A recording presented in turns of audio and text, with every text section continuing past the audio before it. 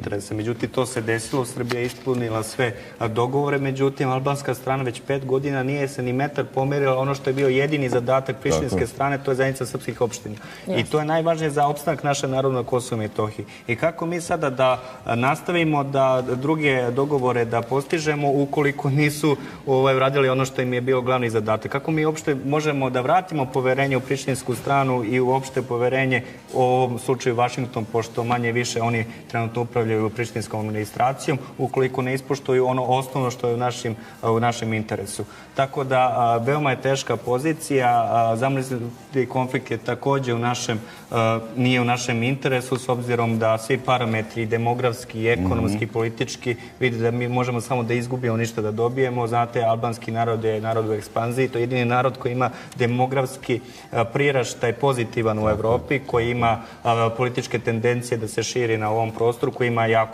jake saveznike, i disciplinovan i fokusiran. Tako je, tako da mi treba u ovom slučaju da sačuvamo ono što se sačuvati može. I mislim da bi uspeh naše nacionalne politike u ovom slučaju što se tiče Kosova bio obezbeđivanje suštinske autonomije za srpski narod na Kosovu i Metohiji i da izbegnemo formalno priznavanje Kosova i Metohije. Tako da mislim da je to neka crvena linija preko kojih mi ne smemo da idemo i da se trudimo kroz pregovore da pokušamo neki način da što više odvojimo pitanje Kosova sa evropskim integracijama.